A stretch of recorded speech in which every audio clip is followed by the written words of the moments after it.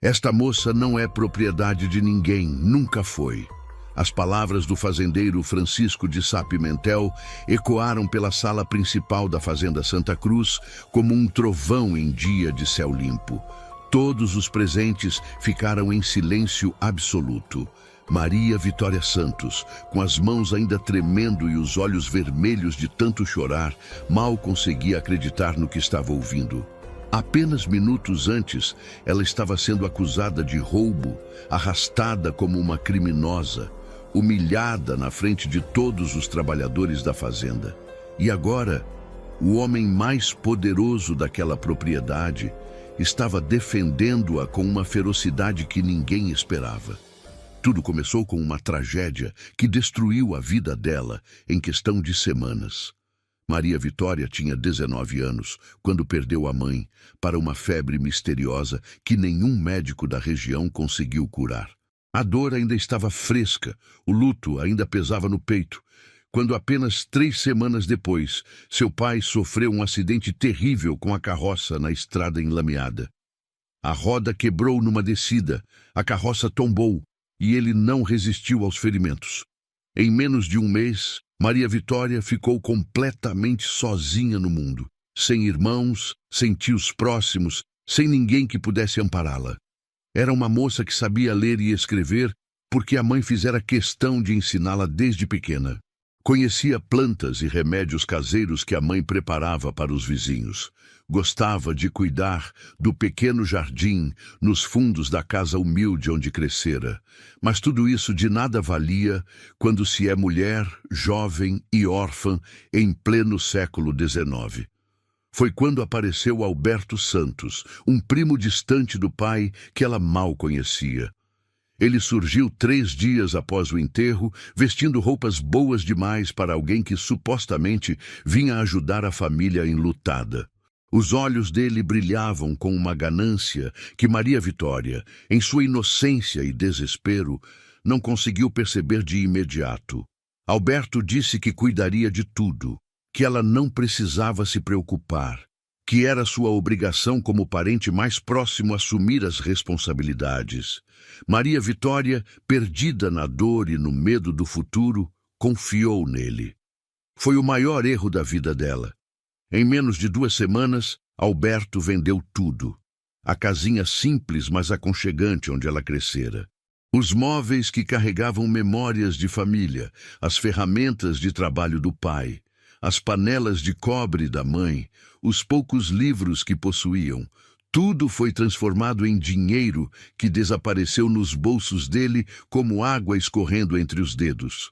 E quando não sobrou mais nada para vender, Alberto vendeu a própria Maria Vitória. Ele apareceu numa manhã fria, acompanhado de um homem rude de olhar duro. Disse que ela tinha dívidas, que o pai devia dinheiro que ele, Alberto, teve que pagar. Que agora ela precisaria trabalhar para quitar essa dívida inventada. Maria Vitória tentou argumentar, disse que o pai nunca teve dívidas, que aquilo era mentira. Mas Alberto mostrou papéis com assinaturas falsificadas, e o homem rude agarrou o braço dela com força. Foi assim, sendo arrastada como um animal para o mercado, que Maria Vitória foi levada para a Fazenda Santa Cruz. A viagem durou 2 dias inteiros em uma carroça desconfortável que chacoalhava a cada buraco da estrada. Ela chorou as primeiras horas, depois as lágrimas secaram e só restou um vazio profundo no peito. Olhava para a paisagem que passava, as montanhas cobertas de mata, os cafezais intermináveis, e se perguntava se algum dia voltaria a sentir-se humana novamente.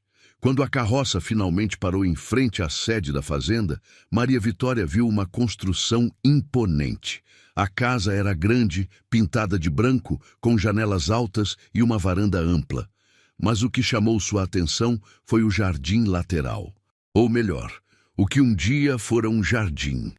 Agora era apenas um emaranhado de mato crescido, plantas mortas, caminhos cobertos de folhas secas. Havia algo profundamente triste naquele abandono. A porta da frente se abriu e surgiu uma mulher alta, magra, de rosto severo e olhos pequenos que pareciam avaliar tudo com desprezo. Era Dona Cecília, a governanta da fazenda. Ela desceu os degraus com passos firmes, as mãos cruzadas na frente do corpo, e examinou Maria Vitória de cima a baixo como quem avalia uma mercadoria no mercado. "Então é essa a moça que o primo vendeu", disse Dona Cecília com voz áspera. "Parece fraca demais para o trabalho pesado, mas vamos ver se presta para alguma coisa." Maria Vitória engoliu o choro que ameaçava voltar e ergueu o queixo. Não daria a essa mulher a satisfação de vê-la quebrada. Não importava o que acontecesse, ela manteria a dignidade que a mãe sempre lhe ensinara a preservar. "Venha", ordenou Cecília, dando as costas e esperando que Maria a seguisse. "Vou mostrar onde vai dormir e quais serão suas obrigações. E que fique claro desde já, aqui não há espaço para preguiça ou choro. Trabalha direito ou sofre as consequências." Maria Vitória pegou a trouxa pequena com suas poucas roupas e seguiu a governanta pelos fundos da casa. Passaram pela cozinha enorme, onde outras mulheres trabalhavam em silêncio. Desceram uma escadinha estreita e chegaram a um corredor apertado nos fundos. Cecília empurrou uma porta que rangeu nos gonzos enferrujados. "Esse é seu quarto", anunciou com indiferença. Era um cubículo minúsculo, mal maior que um armário. Tinha uma janelinha alta demais para olhar através dela, um catre fino com um cobertor ralo e uma bacia velha num canto. O cheiro de mofo preenchia o ar. Era menos que o mínimo, mas era tudo que ela teria. "Amanhã começa antes do sol nascer", disse Cecília. "Alguém vai bater na porta, não se atrase." E com isso, a governanta saiu, fechando a porta e deixando Maria Vitória sozinha naquele espaço claustrofóbico. Ela sentou-se no catre, sentindo a palha áspera através do tecido fino do vestido, e finalmente permitiu que as lágrimas voltassem. Chorou baixinho, com medo de que alguém ouvisse, chorou pela mãe que não estava mais ali para consolá-la, pelo pai que não podia mais protegê-la, pela vida que lhe foi roubada. Mas enquanto chorava, uma pequena chama teimosa se recusava a se apagar dentro do peito dela. Era a lembrança da voz da mãe dizendo: "Filha, nunca deixe que tirem sua dignidade. Podem tirar tudo, mas isso nunca, a menos que você permita." Maria Vitória limpou as lágrimas, deitou-se no catre desconfortável e olhou para o teto manchado pela umidade. Não sabia o que o futuro reservava, mas sabia que não seria quebrada. Não facilmente, não sem lutar com tudo que tinha dentro de si. A batida na porta veio antes mesmo do primeiro raio de sol aparecer no horizonte. Maria Vitória acordou assustada, desorientada por um momento, até lembrar onde estava. O corpo doía todo de ter dormido naquele catre duro, e o frio da madrugada penetrava pelos buracos da parede mal rebocada. "Levante-se." A voz áspera de Cecília veio do outro lado da porta. "O trabalho não espera preguiçosa." Maria Vitória se levantou rapidamente. Vestiu o vestido simples que Cecília deixara para ela na noite anterior. Um tecido grosseiro que coçava a pele, e saiu do quartinho. A governanta já estava no corredor, segurando uma lamparina que jogava sombras sinistras nas paredes. "Primeira parada, o curral", disse Cecília, caminhando à frente sem olhar para trás. "Você vai limpar os estábulos antes do café da manhã. E não pense que vai comer antes de terminar o trabalho." O curral ficava a uma boa distância da casa principal. Quando chegaram lá, o cheiro forte de esterco bateu no rosto de Maria Vitória como uma bofetada. Cecília entregou-lhe um ancinho velho e um balde. "Limpe tudo, junte o esterco e leve para o monte lá nos fundos. Quando terminar, volte para a cozinha. Se demorar muito, fica sem comida o dia todo." E a governanta simplesmente foi embora, deixando Maria Vitória sozinha no escuro, apenas com a luz fraca da aurora começando a clarear o céu. Ela olhou para os estábulos sujos, para o ancinho na mão e sentiu a humilhação queimar no peito. Mas não havia escolha. Começou a trabalhar. Foram horas de trabalho pesado. As mãos, acostumadas apenas com bordados e cuidar de plantas, logo ficaram cheias de bolhas. As costas doíam de tanto se curvar. O cheiro nauseante grudava na roupa, no cabelo, na pele. Mas Maria Vitória não parou. Trabalhou com determinação silenciosa, recusando-se a dar a Cecília o prazer de vê-la desistir. Quando finalmente terminou e voltou para a casa, o sol já estava alto. As outras criadas já tinham tomado café e estavam em suas tarefas. Cecília olhou para ela com um sorriso cruel. Atrasada. Isso significa que perdeu o café. Vá para o tanque. Tem roupas para lavar. O tanque de pedra ficava do lado de fora da casa, exposto ao sol forte. Havia uma pilha enorme de roupas sujas esperando. Maria Vitória começou a esfregar, usando o sabão áspero que ardia nas mãos machucadas. A água gelada contrastava com o calor do sol que queimava suas costas. Ela mal conseguia sentir os dedos depois de algumas horas. Durante o almoço, as outras criadas comeram na cozinha. Mas Cecília disse que Maria Vitória só comeria quando terminasse toda a roupa.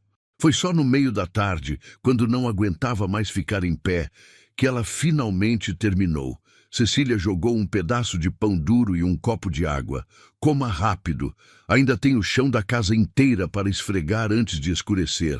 Se você está acompanhando essa história e quer continuar recebendo relatos emocionantes como esse, considere se inscrever no canal. É assim que conseguimos trazer mais histórias que tocam o coração e fazem refletir sobre força e superação. Escreva também nos comentários de onde você está nos assistindo. Adoramos saber até onde essas histórias chegam e quem faz parte dessa comunidade. Os dias seguintes se repetiram num ciclo brutal de trabalho e humilhação. Maria Vitória acordava antes do sol, trabalhava até as mãos sangrarem, era impedida de comer nas mesmas horas que as outras criadas, e só conseguia descansar quando já era noite e seu corpo não aguentava mais ficar de pé. Cecília parecia ter um prazer especial em inventar as tarefas mais degradantes possível. Limpar as latrinas, carregar baldes pesados de água do poço distante, esfregar panelas incrustadas com cinzas até os dedos ficarem em carne viva. Mas havia algo que Cecília não conseguia quebrar: a postura de Maria Vitória. Por mais cansada que estivesse, por mais humilhada que se sentisse, ela mantinha a cabeça erguida. Não reclamava, não chorava na frente de ninguém, não implorava por clemência. Trabalhava em silêncio, com uma dignidade que desconcertava a governanta e irritava-a profundamente. As outras criadas observavam Maria Vitória com uma mistura de pena e admiração. Algumas tentavam ajudar quando Cecília não estava olhando, oferecendo um pedaço de pão escondido, um copo extra de água, um sorriso de encorajamento. Uma delas, uma jovem chamada Teresa, começou a deixar pequenas porções de comida escondidas no quartinho de Maria Vitória. "Você não merece esse tratamento", sussurrou Teresa certa noite, quando conseguiu falar com Maria sem ser vista. "Dona Cecília está sendo cruel demais, até para os padrões dela. Mas tenha cuidado. Ela está de olho em você. Qualquer deslize e vai ser pior ainda." Maria Vitória agradeceu com um aceno de cabeça. Não tinha forças para palavras. Naquela noite, deitada no catre duro, olhando para o teto manchado, ela se perguntou quanto tempo conseguiria aguentar. Quanto tempo até que seu corpo simplesmente desistisse? Quanto tempo até que a chama da dignidade dentro dela finalmente se apagasse? Mas então lembrou-se de algo que a mãe costumava dizer: "As tempestades mais violentas passam, e depois delas, a terra fica mais fértil para plantar." Ela não sabia se acreditava mais nisso, mas se agarrou àquelas palavras como um náufrago se agarra a um pedaço de madeira no mar revolto. O que Maria Vitória não sabia era que alguém estava observando. Das janelas do segundo andar da casa principal, o fazendeiro Francisco de Sá Pimentel via tudo. Via como Cecília tratava a moça nova. Via como ela trabalhava sem reclamar. Via a postura ereta mesmo quando o corpo estava claramente exausto. E algo naquela cena o incomodava profundamente. Contudo, os fantasmas do próprio passado o mantinham distante, incapaz de interferir, pelo menos por enquanto. 3 semanas haviam se passado desde a chegada de Maria Vitória à fazenda Santa Cruz. 3 semanas de trabalho incessante, de humilhações diárias, de noites em que ela desabava no catre, sem forças nem para tirar os sapatos sujos. Mas naquela manhã, algo diferente estava prestes a acontecer. Cecília apareceu no quartinho com uma expressão que Maria Vitória não conseguiu decifrar. Não era o desprezo usual, mas algo parecido com satisfação maliciosa. "Hoje você tem uma tarefa nova", disse a governanta. "Venha comigo." Maria Vitória a seguiu, mas desta vez não foram para os estábulos ou para o tanque. Caminharam pelo lado da casa até chegarem a uma área cercada por um muro baixo de pedra. Cecília parou em frente a um portão de ferro enferrujado.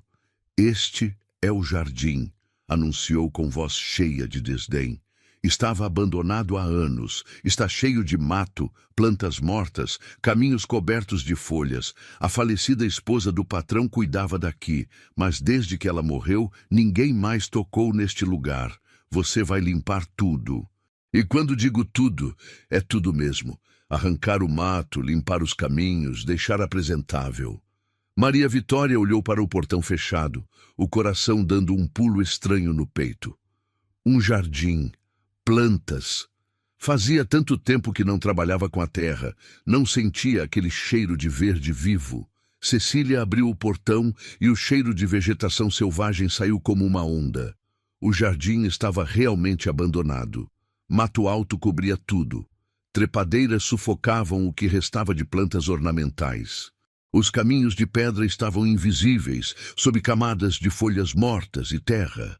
Havia também uma fonte de pedra no centro, rachada e seca, cheia de lixo acumulado. "Tem 1 mês para deixar isso apresentável", disse Cecília. "Trabalhe o dia todo aqui. Vou mandar alguém trazer ferramentas e água, e nem pense em ficar descansando à sombra em vez de trabalhar. Estou de olho." A governanta saiu, fechando o portão atrás de si. E pela primeira vez em semanas, Maria Vitória se viu sozinha em um lugar que não cheirava a esterco, suor ou sabão áspero. Ela caminhou lentamente até o centro do jardim, olhando ao redor. Sob todo aquele abandono, sob o mato e as plantas mortas, ela conseguia ver o que aquilo fora um dia.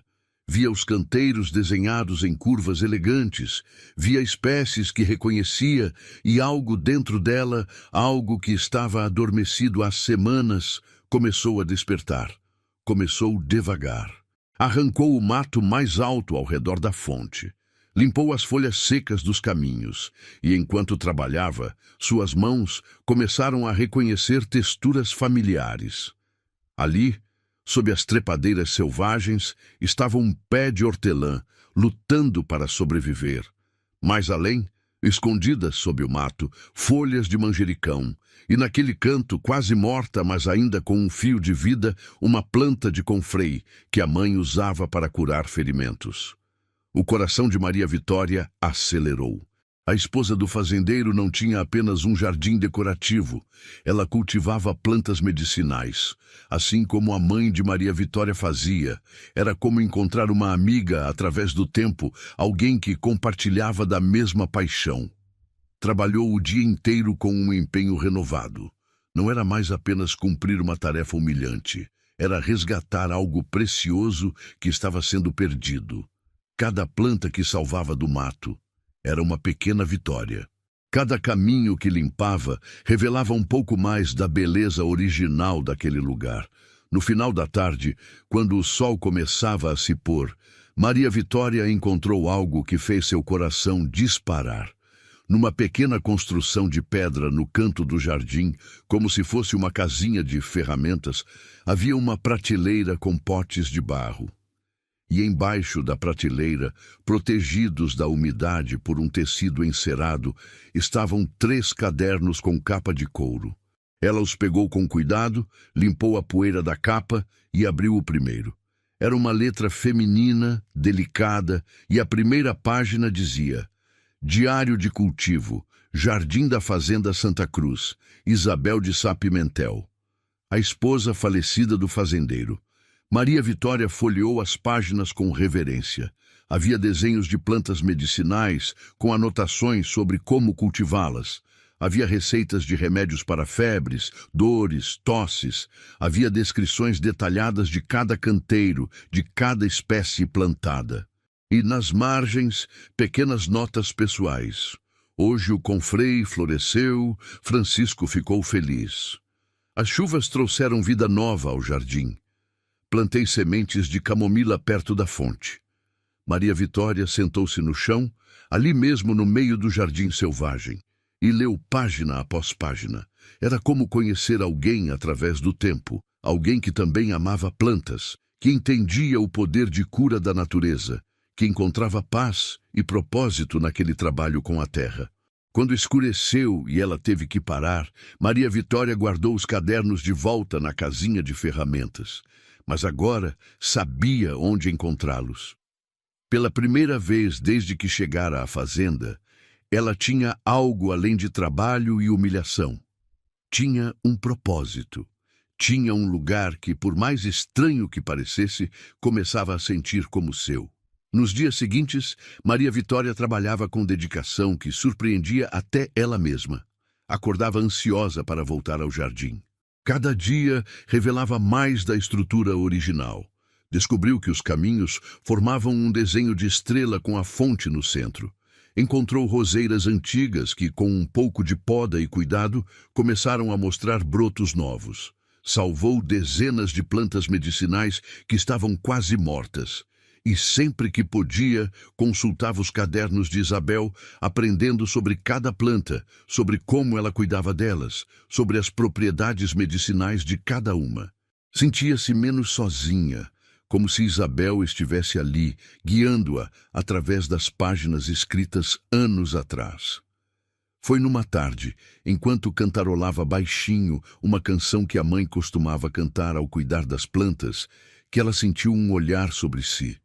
Virou-se rapidamente, mas não viu ninguém. O portão do jardim estava entreaberto, balançando levemente como se alguém tivesse acabado de sair. Maria Vitória levantou-se, caminhou até lá, olhou para fora. Nada. Mas tinha certeza de que alguém estivera ali, alguém a observara, alguém a ouvira cantar. Não tinha como saber que aquele alguém era o próprio fazendeiro, que via o jardim da janela de seu escritório e ficara paralisado ao ver aquele lugar voltando à vida. Não tinha como saber que algo dentro do coração fechado dele acabara de despertar. Francisco de Sá Pimentel não era homem de sentimentalismos. A vida o ensinara a ser prático, controlado, distante. Perdera a esposa Isabel havia 7 anos, num parto que não deu certo, levando mãe e criança numa única tragédia cruel. Depois disso, fechara o coração como se tranca um baú cheio de memórias dolorosas. Mandara fechar o jardim que Isabel tanto amava, incapaz de olhar para aquele lugar sem sentir a dor esmagadora da perda. Sofria de insônia desde que voltara de uma expedição militar anos atrás, antes mesmo de Isabel morrer. Pesadelos o visitavam toda noite, imagens de coisas que preferia esquecer, mas que a mente insistia em mostrar repetidas vezes.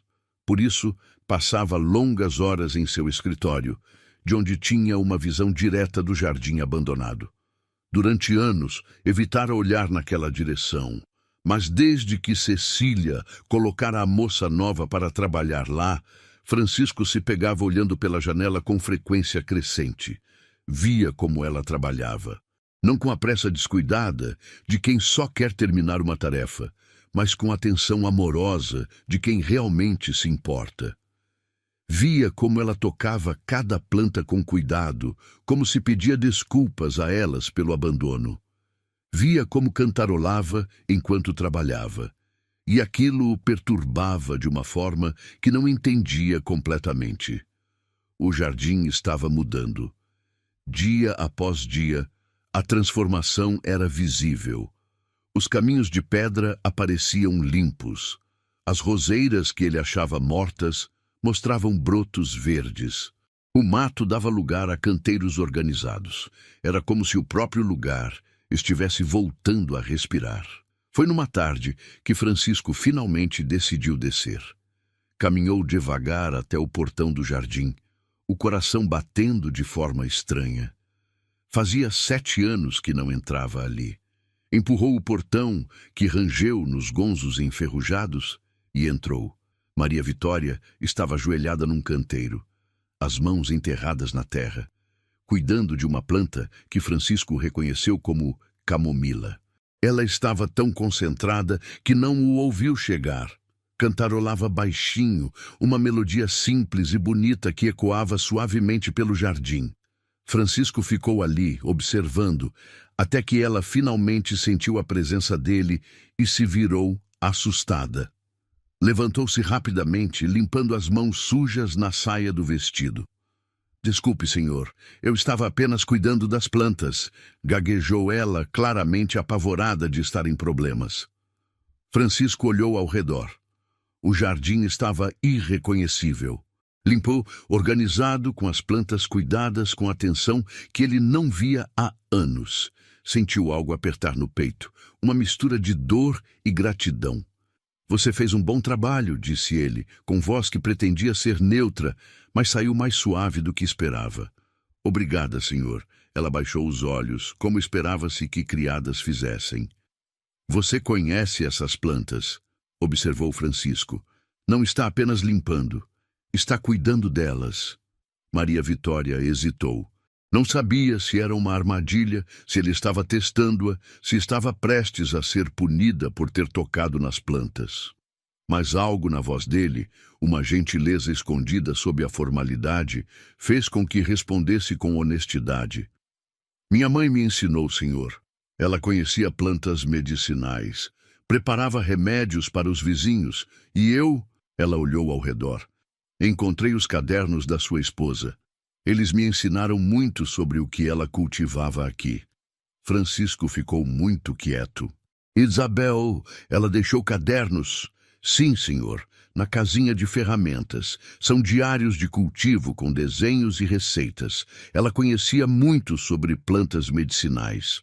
Francisco caminhou até um dos canteiros onde flores pequenas e brancas começavam a brotar. Eram jasmins, as flores favoritas de Isabel. Ajoelhou-se e tocou uma das flores com dedos surpreendentemente gentis. "Ela passava horas aqui", disse ele de repente, a voz carregada de emoção contida. Dizia que este jardim era seu refúgio. Que aqui ela se sentia em paz. "Depois que ela morreu, eu não consegui mais olhar para este lugar. Mandei fechar porque a dor era grande demais." Maria Vitória não soube o que dizer. Sentia que estava sendo permitida uma pequena fresta de intimidade, algo precioso e frágil. Mas agora, Francisco continuou, levantando-se e olhando ao redor. "Agora vejo este lugar voltando à vida. E é como se ela estivesse aqui novamente. Não da forma dolorosa, mas da forma reconfortante. Como se estivesse aprovando." Seus olhos encontraram os de Maria Vitória. "Obrigado por isso. Por cuidar do jardim dela com tanto respeito."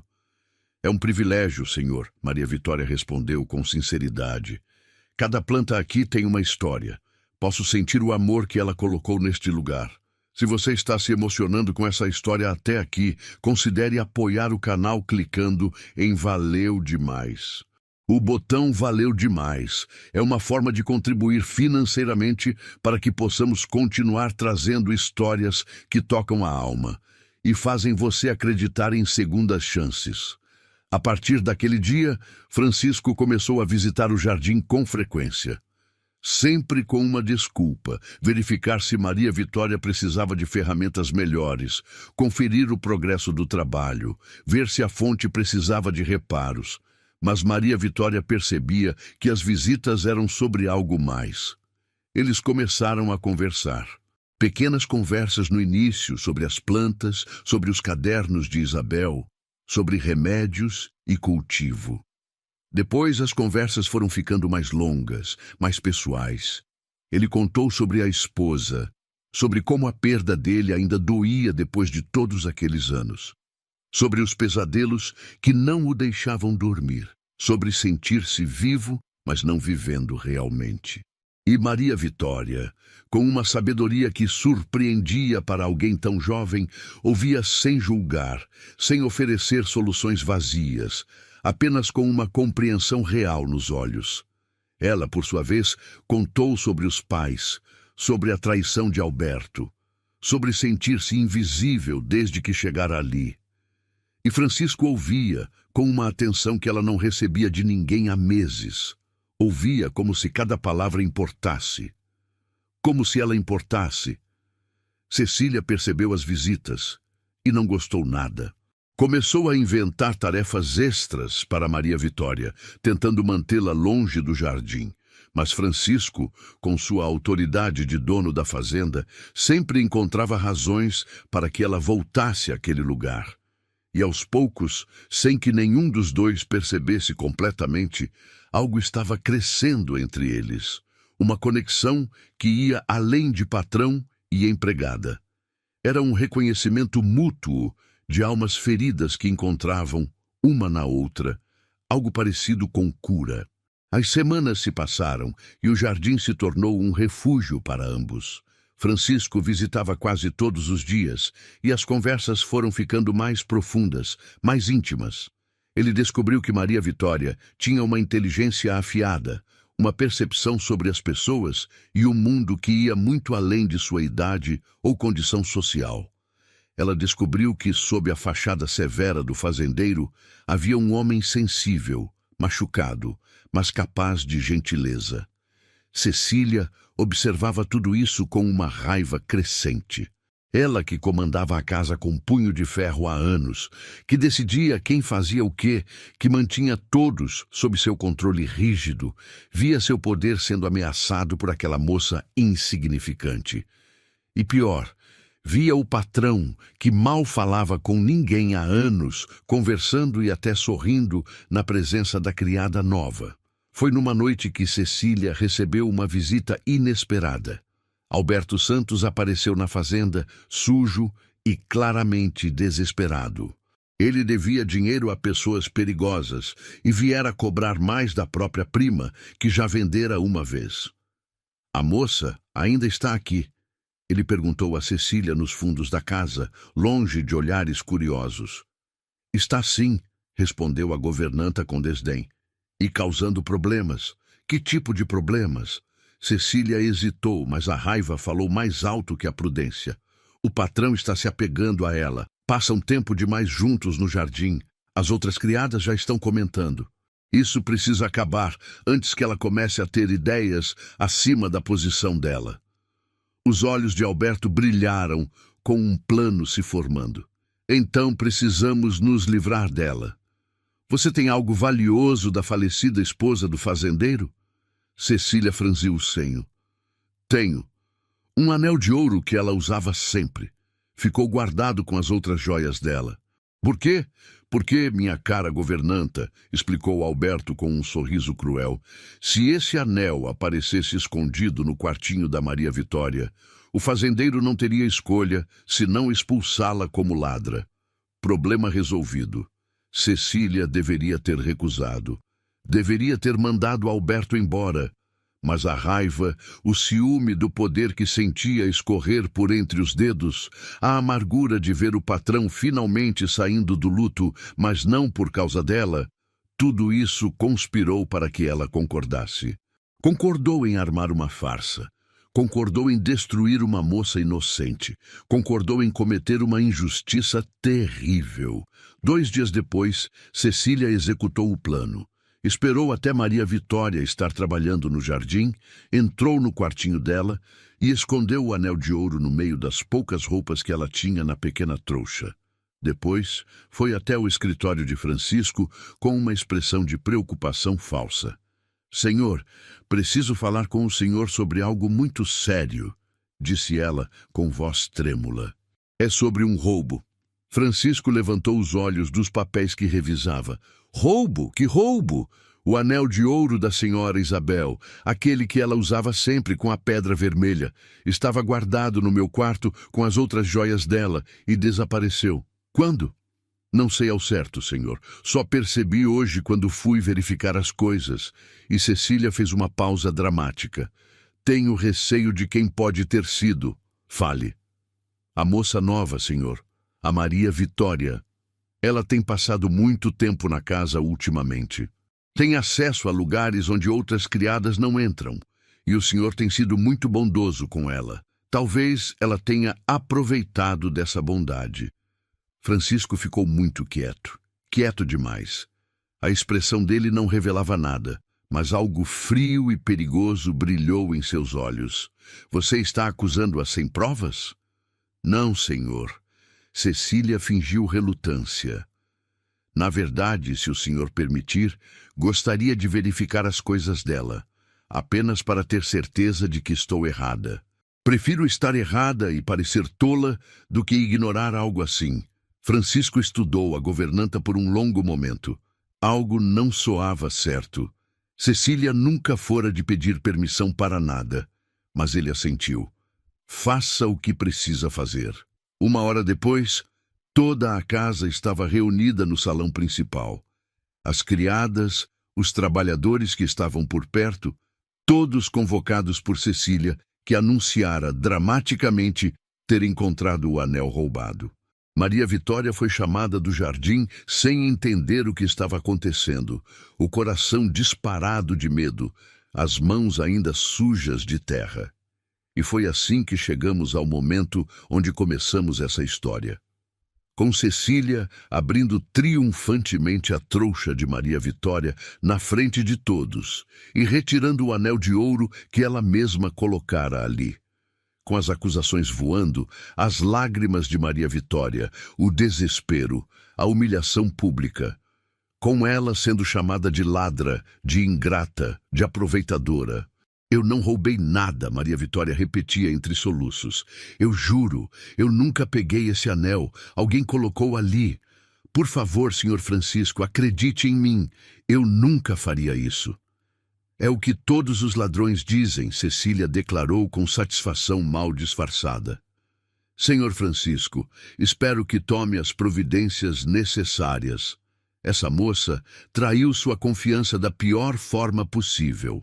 Francisco estava parado perto da janela, de costas para todos, olhando para o jardim que ela cuidara com tanto amor. Ninguém conseguia ver sua expressão. O silêncio se estendeu por segundos que pareceram horas. Maria Vitória sentia que o mundo estava desabando. Depois de tudo que passara, depois de finalmente encontrar um lugar onde se sentira, ainda que brevemente, como ser humano novamente, agora seria expulsa como criminosa. O que você faria se estivesse no lugar de Maria Vitória nesse momento? Conseguiria manter a dignidade depois de tanta injustiça? Deixe sua opinião nos comentários. Mas então Francisco se virou, e a expressão no rosto dele fez Cecília dar um passo atrás. Havia fúria ali, fúria fria e controlada, que era muito mais perigosa que qualquer explosão de raiva. «Algo nessa situação não está certo», ele disse com voz perigosamente calma, «e eu vou descobrir exatamente o que é». Francisco caminhou lentamente até o centro do salão. Todos os presentes seguravam a respiração, esperando ver o que ele faria. Cecília segurava o anel triunfantemente, certa de sua vitória. Maria Vitória estava no chão, de joelhos, lágrimas escorrendo pelo rosto, mas ainda assim mantendo aquela dignidade teimosa que a caracterizava. «Dona Cecília», Francisco falou calmamente. «Quando exatamente a senhora descobriu que o anel estava desaparecido?» «Hoje de manhã, senhor, quando fui verificar as joias. E quando foi a última vez que viu o anel antes disso? Cecília hesitou uma fração de segundo. Faz algumas semanas, senhor. Não costumo abrir aquela caixa com frequência. Entendo. Francisco assentiu pensativamente. E me diga onde exatamente a senhora guarda as joias da minha falecida esposa. No meu quarto, senhor. Num baú trancado. Só eu tenho a chave. Só a senhora. Francisco repetiu. E mesmo assim, um anel desapareceu desse baú trancado. Como isso seria possível? A moça deve ter conseguido uma cópia da chave. Cecília respondeu rapidamente. Ou talvez eu tenha esquecido trancado alguma vez. Conveniente, Francisco murmurou. E diga-me, por que decidiu procurar nas coisas da Maria Vitória especificamente? Há outras criadas na casa. Por que suspeitou logo dela? Cecília começou a suar. Por quê? Porque ela é nova aqui, senhor, e tem tido acesso a partes da fazenda onde outras não entram. Por ordem minha, Francisco lembrou, eu a coloquei para trabalhar no jardim, com minha permissão explícita. A senhora está sugerindo que dei a ela oportunidade de roubar? Não, senhor, eu apenas... Cecília estava perdendo o controle da situação. Foi então que uma voz pequena, trêmula, surgiu do fundo do salão. Era Teresa, a criada jovem que às vezes ajudava Maria Vitória escondido. Senhor Francisco, ela deu um passo à frente, as mãos tremendo. Eu tenho algo a dizer. Cecília ficou branca. Cale a boca, Teresa. Isso não é da sua conta. Mas Francisco ergueu a mão. Deixe-a falar. Teresa olhou para Maria Vitória, depois para Cecília e tomou coragem. Eu vi, senhor, 2 dias atrás. Vi Dona Cecília saindo do quartinho da Maria Vitória. Ela estava sozinha lá e parecia estar escondendo alguma coisa. Achei estranho na hora, mas não disse nada porque tenho medo da Dona Cecília. Você está mentindo, Cecília praticamente gritou. Mentindo para proteger sua amiguinha ladra. Por que mentiria, Dona Cecília? Teresa estava ganhando confiança agora. O que eu ganharia com isso? E além do mais, ela olhou ao redor. Várias de nós vimos o senhor Alberto Santos rondando a fazenda esses dias. Ele e a Dona Cecília conversaram sozinhos nos fundos. Todo mundo viu. Um murmúrio percorreu os presentes. Francisco ficou muito quieto, processando a informação. Depois olhou para Cecília com uma intensidade que fez a governanta recuar. Alberto Santos esteve aqui? Por que não fui informado? Ele só veio buscar notícias da prima, Cecília gaguejou. Não achei necessário incomodar o senhor. Notícias da prima que ele vendeu como mercadoria, Francisco disse friamente. Que interesse caridoso.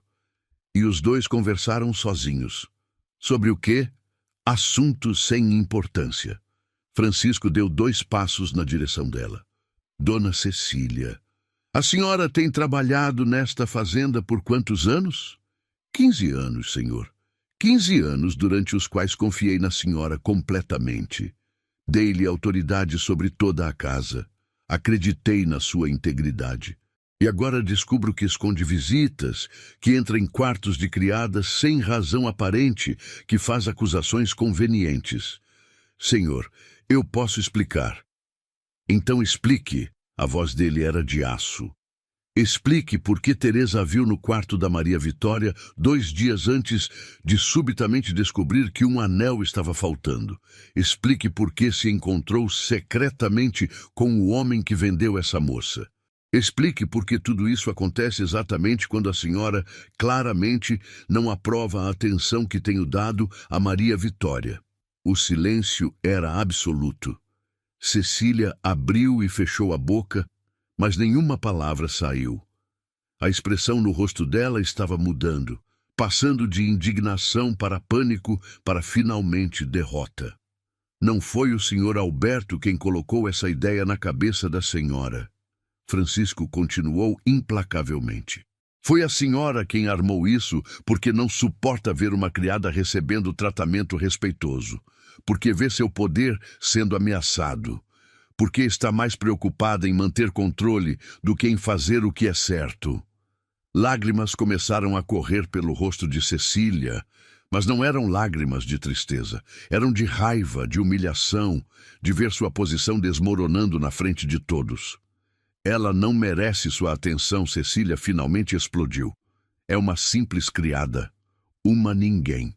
O senhor está desonrando a memória da senhora Isabel ao se importar com essa. Cuidado, Francisco a interrompeu com voz perigosa. Muito cuidado com o que vai dizer agora.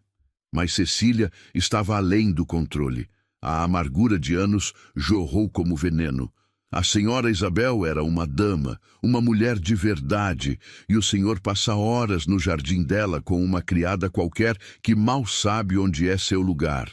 Francisco deu um passo à frente e todos viram a transformação nele.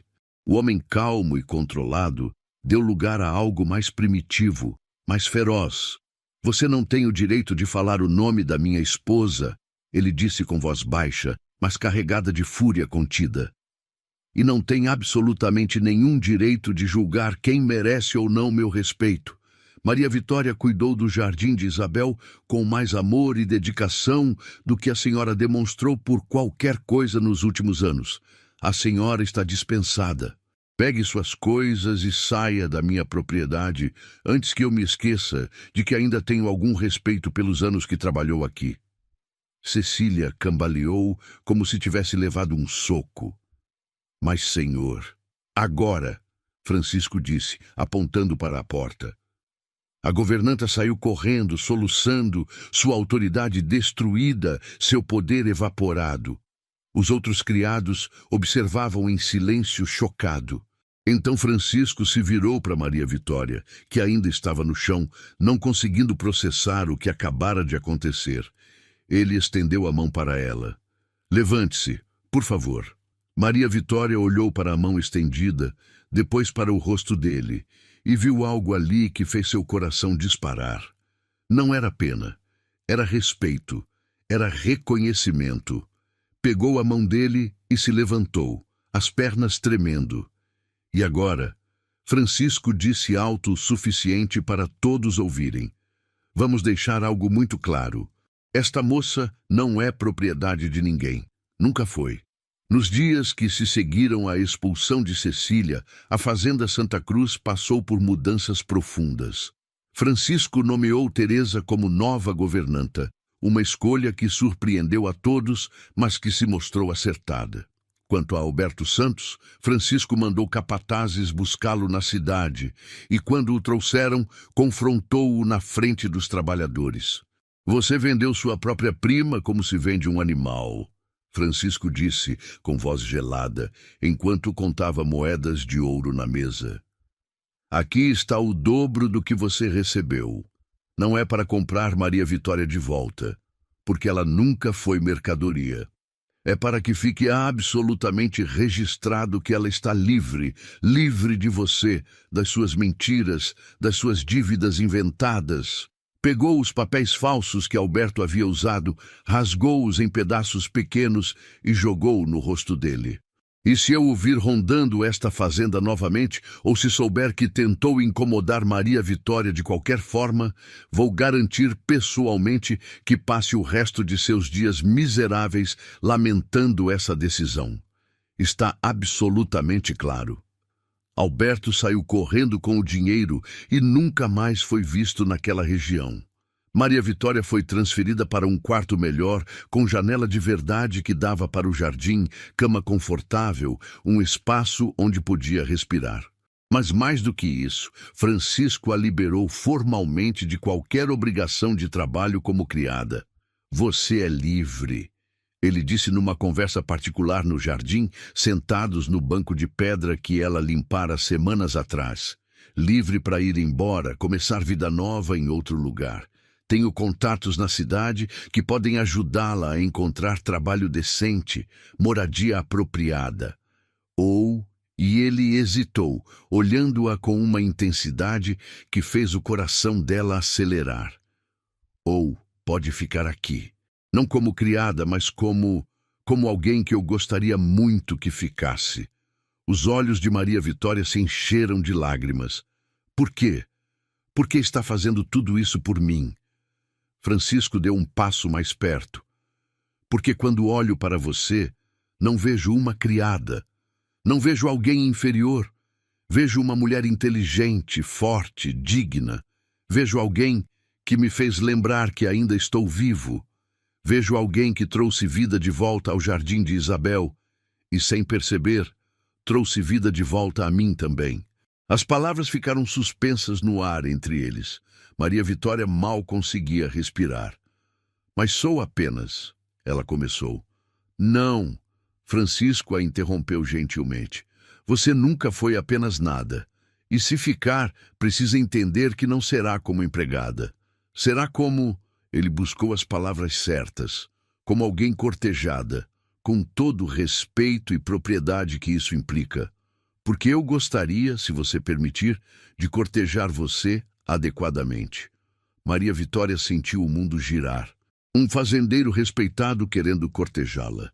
A ela, que chegara ali como mercadoria, que fora humilhada e desprezada. Parecia impossível, parecia um sonho. E se a sociedade não aprovar? Ela perguntou em voz baixa.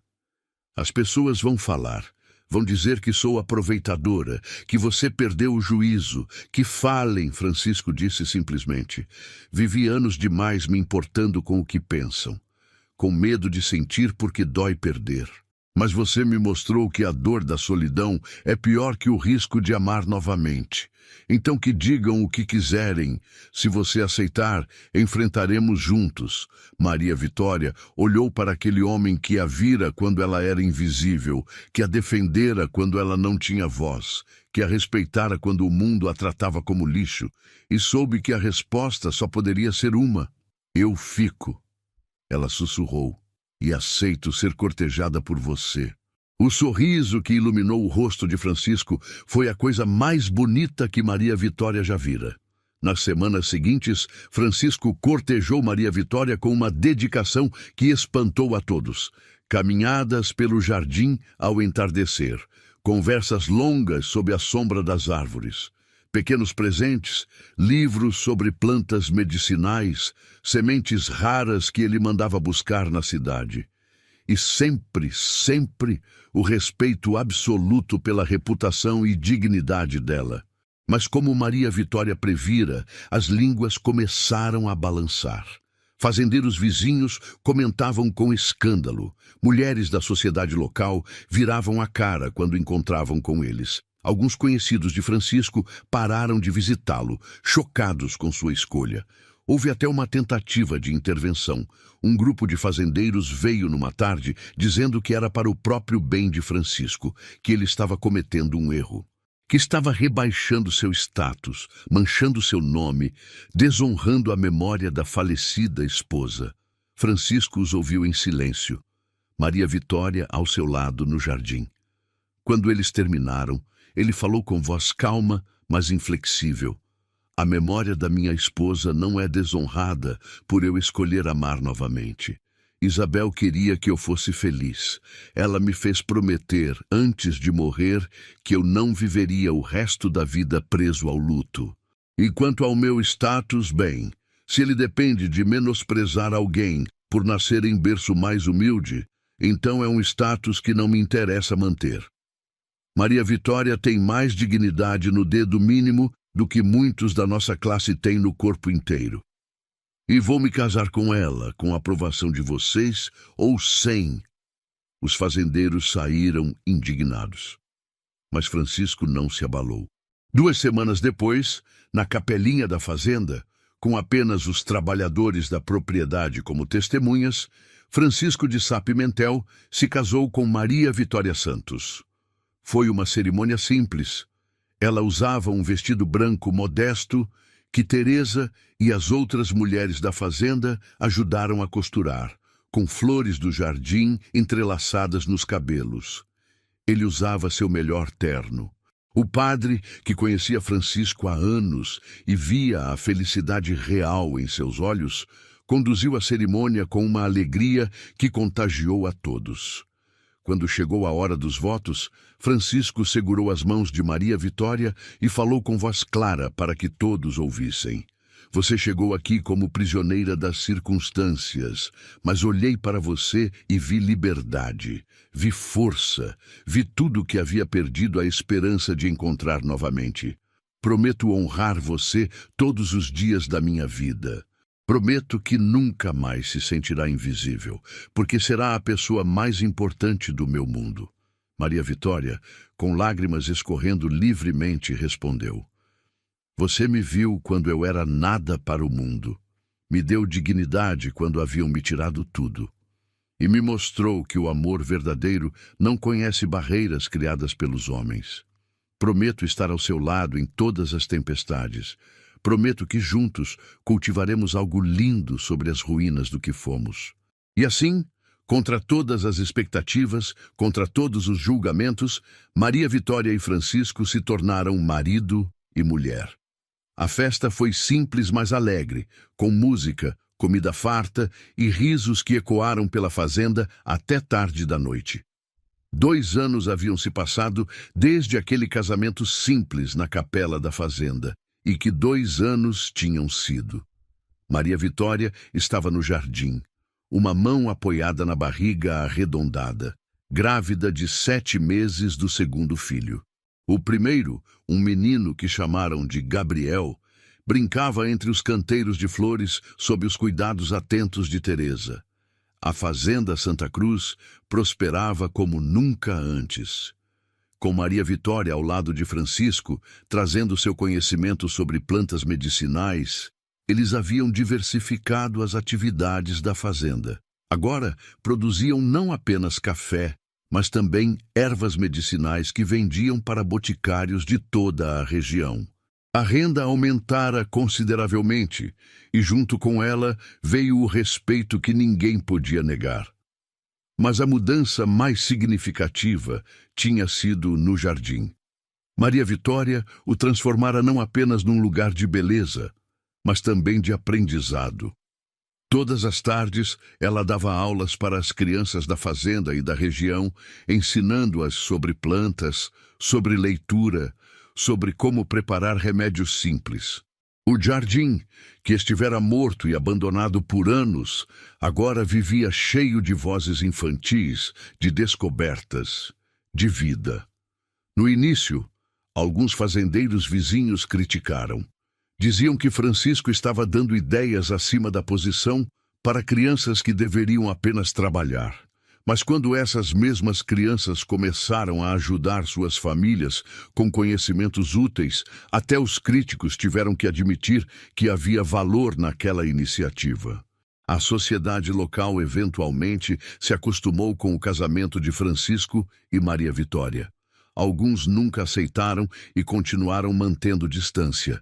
Mas outros, especialmente os mais jovens, começaram a visitar a fazenda novamente. Viam a felicidade real de Francisco, algo que ninguém conseguira despertar nos 7 anos de viuvez dele. Viam como Maria Vitória administrava tudo com graça e inteligência. E lentamente, muito lentamente, as portas que haviam se fechado começaram a se abrir de novo. Francisco estava diferente. Os pesadelos que o atormentavam por anos diminuíram drasticamente. Ele dormia melhor, sorria mais, parecia ter finalmente feito as pazes com os fantasmas do passado. E todos que o conheciam sabiam que a mudança tinha nome: Maria Vitória. Naquela tarde específica, enquanto Maria Vitória observava o filho brincar entre as flores que ela plantara, Francisco saiu de casa e veio se juntar a ela no jardim. Colocou um braço ao redor dela com cuidado, consciente da barriga grande. "Em que está pensando?" ele perguntou. "Em como a vida é estranha", ela respondeu, encostando a cabeça no ombro dele. "Há 2 anos eu era tratada como menos que nada. Dormia num cubículo, trabalhava até as mãos sangrarem, era chamada apenas de criada. E agora ela olhou ao redor, para o jardim florescente, para o filho brincando, para a casa que agora era seu lar. Agora tenho tudo isso. Um marido que me ama, um filho lindo, outro a caminho, um jardim cheio de vida, crianças aprendendo. Às vezes, preciso me beliscar para ter certeza de que não é sonho. Francisco beijou o topo da cabeça dela. Não é sonho. É o que acontece quando alguém finalmente reconhece o tesouro que sempre esteve ali, esperando para ser visto. Maria Vitória sorriu. Sabe, eu costumava ter tanto medo. Medo de nunca ser suficiente. Medo de que um dia você acordasse e percebesse que cometeu um erro ao me escolher. E agora? Agora sei que meu valor nunca dependeu de alguém me dar permissão para existir. Estava sempre aqui. Ela tocou o peito. Só precisava de alguém que me ajudasse a lembrar disso. E você fez mais que isso. Você construiu uma vida comigo, uma vida real, com respeito, com amor, com parceria. Francisco virou-a suavemente para olhar em seus olhos. Eu sou o sortudo aqui. Você me trouxe de volta à vida. Me mostrou que era possível ser feliz novamente, sem trair a memória do que perdi. Me ensinou que o coração tem capacidade infinita de recomeçar. Eles ficaram ali, abraçados, observando Gabriel correr atrás de borboletas entre as flores. O jardim zumbia com vida ao redor deles. Abelhas visitavam as flores medicinais, pássaros cantavam nas árvores. As plantas que Maria Vitória salvara do abandono cresciam fortes e saudáveis. Tudo funcionava com uma harmonia que só existe quando as coisas são cultivadas com amor e cuidado. Do portão da fazenda, um visitante chegava. Era um homem de meia idade, bem vestido, que desceu de uma carruagem elegante. Teresa foi recebê-lo e logo veio até o jardim com notícias. Senhor Francisco, Dona Maria Vitória, é um representante da Universidade da capital. Diz que ouviu falar do trabalho de vocês com plantas medicinais e quer discutir uma possível parceria. Maria Vitória e Francisco trocaram olhares surpresos e sorridentes. Mais uma porta se abrindo. Mais um reconhecimento de que o que construíram juntos tinha valor além das fronteiras da fazenda. Mande-o entrar, Francisco disse. Vamos recebê-lo aqui no jardim mesmo. É aqui que tudo começou. Enquanto esperavam o visitante, Maria Vitória parou por um momento e olhou ao redor. Olhou para o jardim que fora seu castigo, mas se tornara seu refúgio. Para o marido que a amava. Para o filho que corria feliz. Para a barriga onde crescia outra vida. Para as plantas que salvara e que agora floresciam.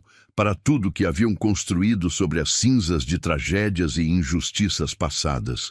E soube, com uma certeza profunda, que tinha encontrado algo que nenhuma circunstância poderia tirar.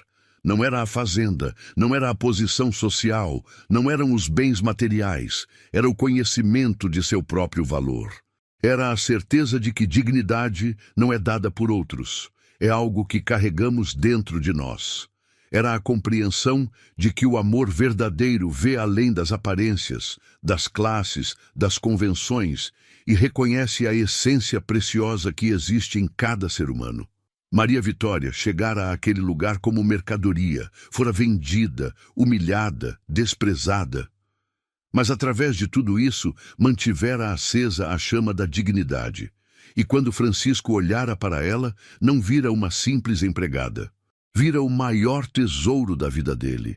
Vira a mulher que o traria de volta à vida. Vira a parceira com quem cultivaria um futuro que honrava o passado, sem ficar preso nele. E assim, 2 anos depois daquele casamento que escandalizara a sociedade, a Fazenda Santa Cruz se tornara um exemplo. Não apenas de prosperidade material, mas de algo muito mais valioso. De que é possível construir uma vida baseada em respeito mútuo, em reconhecimento do valor de cada pessoa, em amor que transcende barreiras artificiais criadas pelos homens. A história de Maria Vitória e Francisco prova que, às vezes, o maior tesouro não é aquele que brilha ou que todos reconhecem imediatamente. Às vezes, é aquele que permanece escondido sob as circunstâncias mais difíceis, esperando apenas por olhos capazes de enxergar além da superfície. E quando esses olhos finalmente veem, Quando esse valor é finalmente reconhecido, algo extraordinário acontece. Não é apenas uma vida que se transforma, são duas, são famílias inteiras. São comunidades que aprendem que dignidade e respeito não são privilégios de poucos, mas direitos de todos. Se você acompanhou essa história até aqui e quer fazer parte da nossa comunidade de forma ainda mais especial, considere se tornar membro do canal. Membros têm acesso antecipado às histórias, entre outros benefícios exclusivos. E assim, chegamos ao final de mais uma história que nos lembra do poder transformador do amor e do respeito. Se você ainda não se inscreveu no canal, esse é o momento perfeito para fazer parte dessa família que cresce a cada dia. Deixe também aqui nos comentários o que mais te marcou nessa história. Foi a coragem de Maria Vitória em manter sua dignidade? A capacidade de Francisco de enxergar além das aparências? Ou talvez a lição de que nosso valor não depende do reconhecimento dos outros? Queremos saber sua opinião e como essa história te impactou. Muito obrigado por estar aqui e por fazer parte dessa comunidade especial. Você é muito importante para esta comunidade. Nos encontramos na próxima história. Até lá!